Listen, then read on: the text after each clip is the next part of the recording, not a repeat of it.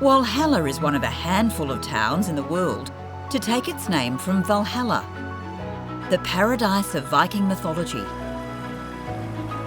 In a valley on the back roads of Alpine Victoria lies a town that looks every bit like a film set, and 100% heritage-listed tourist town. I want to find out what it's like to live in a town that's part museum and part movie set. Can it remain authentic and survive?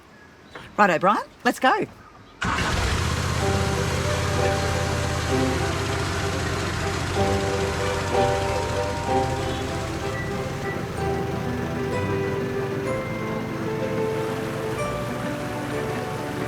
It looks beautiful through here, isn't it? Yeah, Heather. The train travels through the Stringers Creek Gorge.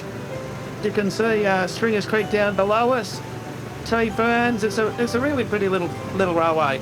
So, what is this machine that we're on?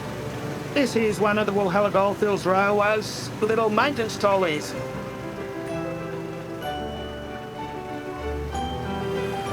So, how did this train track come to be here in such tricky terrain? Yeah.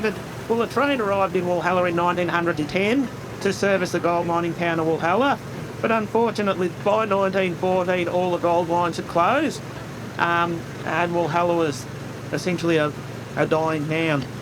So the train provided a great way for people to leave the town and take their possessions with them.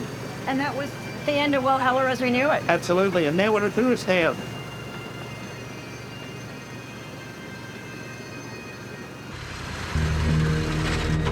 Thanks, Brian. I loved that. And I'll catch you later. See you later.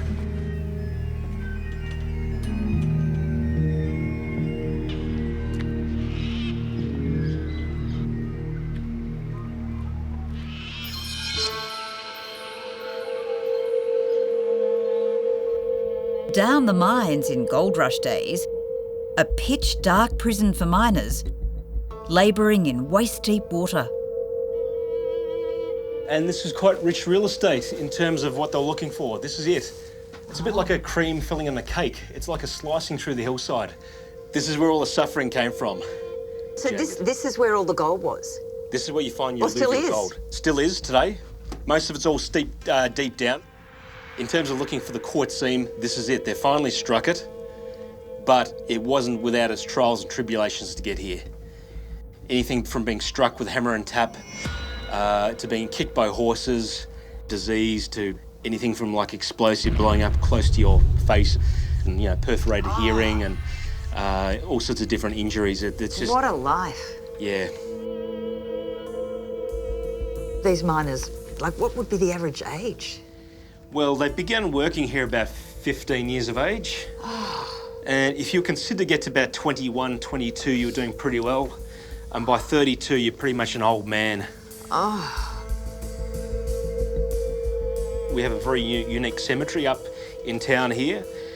And to show you how hard things were, half the burials up there were kids under the age of 12.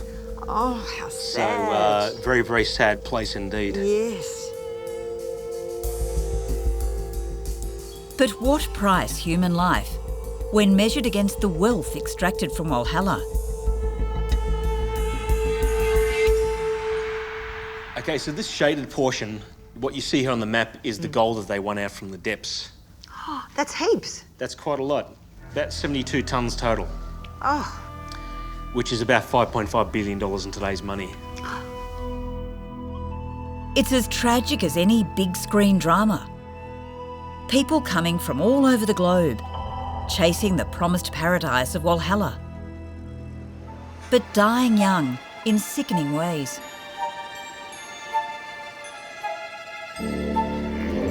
I'm haunted by this thought when I return to the mine at night. Now, who's been through the mine during the day? This is one of the few places in Walhalla that I particularly don't feel safe. I'm catching up with a very dapper-looking Brian, who brought me into town. We've got a very interesting photo, have we?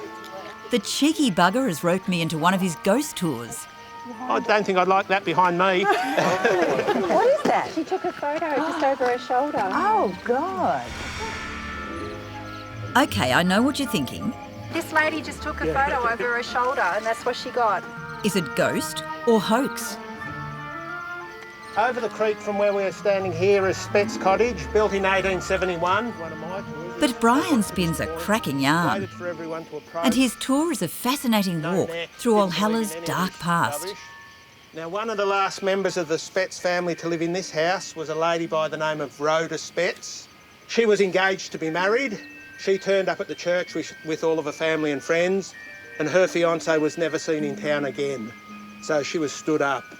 And a lot of people say she died of a broken heart. Now, incredibly, the current owners, previous owners, regularly see Rhoda. Generally in her wedding dress, generally in November when she was meant to be married, and generally in the front garden.